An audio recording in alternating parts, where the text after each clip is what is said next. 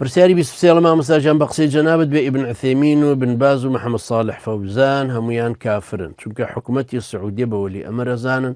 وبكافريان نازانا توج الله حكومتي طاغوتي إيكوابي أوان كفريان بطاغوت نكردو كافرن ودلنياش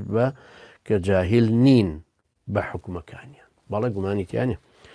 من طبعا نموت واخوان خاصة بلم والله بن عثيمين بن باز رحمة اخوان اللي بأوان مردون كوتشي دعيان كردو بلم والله ما انا كافر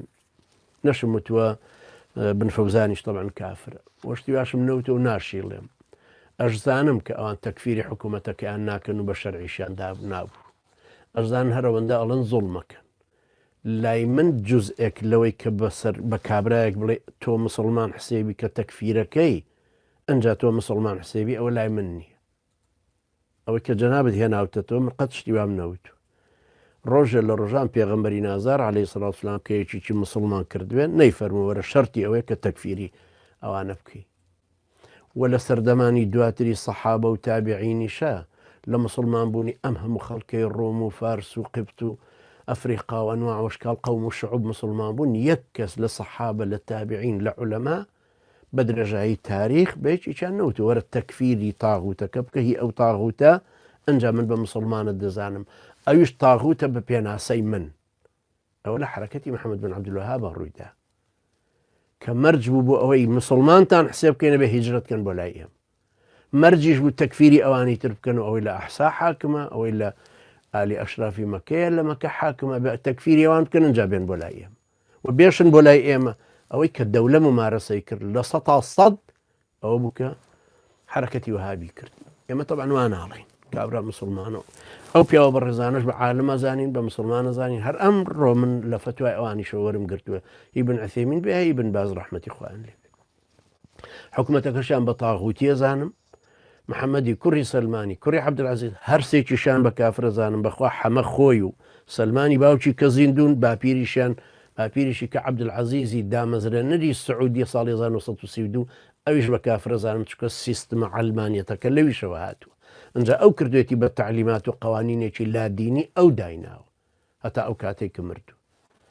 وأوانيش لسرو الروية الروشتون أوهم قوانين جاهلية علمانية تاني كلوي هي سيستمكش سيستمي كفرة سيستمي ملكية علاقي بس الإسلاموني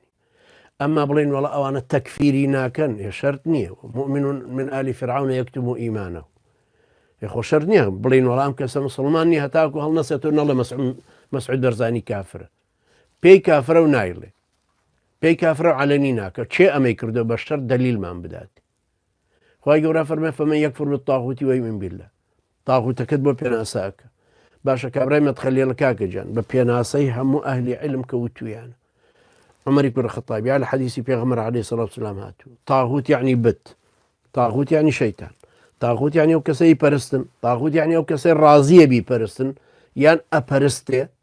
يعني هرت عابد معبودك طاغوت كل قوم من يتحاكمون اليه ابن القيم رحمه اخوالي بيفرمخ ابن القيمش صالح حوصه بنجاو يجي هجري كوتشي دوايكر لم سرد من يشاء وتيان هر اما ابن القيم رحمه اخوالي بكافر من اصل ام حكم التطاغوت يانش امانه ابنه بطاغوت لبرسيشت تشريعات يعني مخالفي شرعة دوهم حكمي ناشرعيا تطبيق كردوه قانوني فرنسية سويسرية أمريكية هرت كسكا والسيهمش إجباري خلق كان كردوه لسرويك حكمك وربقرين واتد داوريا بردوتو لاي واتد تشريع وتنفيذ وتحاكم هرسي كان بم طاغوت أنا وهي بوي بيمان ويا كافر حمي سلماني شيء لو كافر وملحد ومرتدانيك أم عالم بي ويا كافر بلا مناير له هيجيش كالك شو لسروينيا هزاران لا نيكم بمليونان خلق هي للسعودية بيان ويا كافرة ناشتوان إعلاني بكن لبروا ناتوان درقتي أو واقعنا أنه بلان بيان ويا كافر والله أعلم إيه مش بيمان ويا وأنا بيمان ويا كافر أو بيا برزانش بكافر نازاني بمسلمان شان ساني جناب الاستنباطي شي غلط كردو لقصة كاني من